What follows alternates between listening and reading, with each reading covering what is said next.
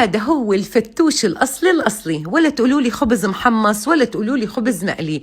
الفتوش الأصلي على أصوله ما بينعمل إلا هيك. راح أحضره معاكم اليوم على الطريقة الشامية، ولو أنا عملته بالطريقة الصح أو ناقصه بعض الإضافات هذا الشيء رح يكتبوا لنا إياه السوريين بالتعليقات. مثل العادة خلينا ننزل على التعليقات نصلي على الرسول أكسب أجر أنا وإنتو. لايك للفيديو قبل ما نبدأ بكون كتير ممنونة لإلكم، اللايك كتير مهم. ونقول بسم الله ونبدأ.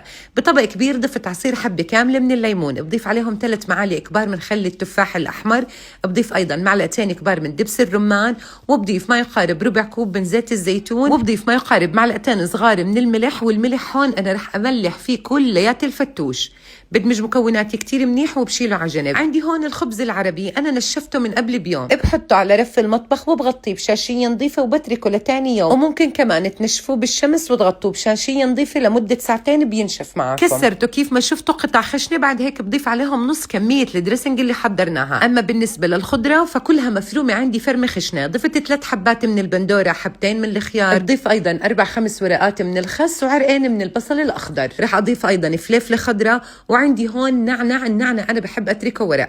عندي أيضا هون البقلة أو الرجلة أو الرجيلة، ما بعرف شو بتسموها ببلدكم، غسلتها كتير منيح وبحطها ورق مثل ما عندي أيضا حبة من الفجل، ولكن بقطعها رقيقة جدا جدا جدا، ما تخلوها سميكة بتطلع أبدا مو طيبة. رح أضيف أيضا نص باقة من البقدونس مفرومة عندي أيضا فرمة خشنة، وبرجع بضيف باقي كمية الدريسنج. بدمج كل مكوناتي مع بعض، وهذا النوع من الفتوش بيتحضر قبل الإفطار بربع ساعة بس. أما بالنسبة لكمية الخضرة لكمية الخبز هو بيتوقف انتو كيف بتحبوا، خبزه يكون زيادة خضرته أكتر، يعني الكمية تقديرية.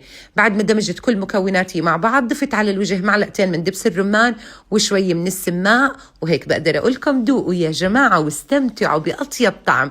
ولو كنتوا بتحبوا هذا النوع من الفتوش اكتبوا لي بالتعليقات. أحبائي لو وصلتوا معي لهون اكتبوا لي تم و10 على 10 يا ملك، خبروني حجربوها أو لا.